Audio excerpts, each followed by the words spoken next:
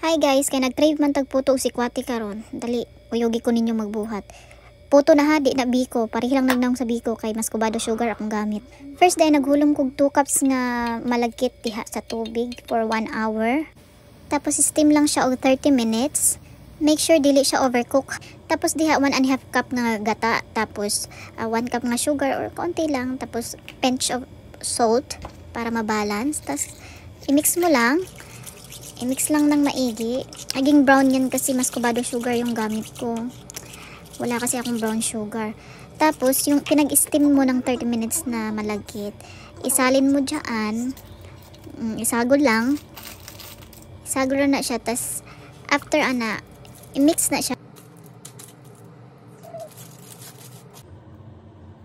Tapos, ihalo-halo lang. Ganyan. Para yung gata ma-distribute ng ayos sa malagkit. Tapos after nyan, ibalik ulit natin sa steamer ng another 30 minutes. Dapat i-check nyo lagi kasi pangit siya pag ma-overcook. So, inilagay ko ulit. Foil yung gamit ko kasi wala akong makitang banana leaf dito. Yung dahon ng saging talaga dapat ang the best. Wala man diri, kapoy magpangita, init kaayo.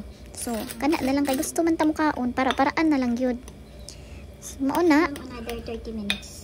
Nana siya para tas dapat nagkulo na yung tubig nga imong para mag-steam. 30 minutes ulit. So, yan. And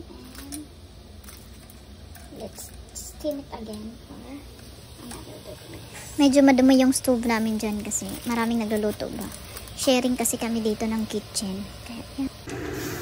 At ito na siya after 30 minutes. Ang sarap na tignan. At syempre, dili gid pwede walay sikwate. So magbuhat tag sikwate. Cocoa powder ra to, tas sugar, tas pakuluan ra, maura na siya. So perfect kaayo ni sa pugnaw nga panahon bisag init diri. O mga unata. Lami kaayo, namura na nagbiko pero lasang sikwate gid siya. Puto og sikwate. Lami kaayo. Craving satisfied na po si Inday. Manambok yun taan yun.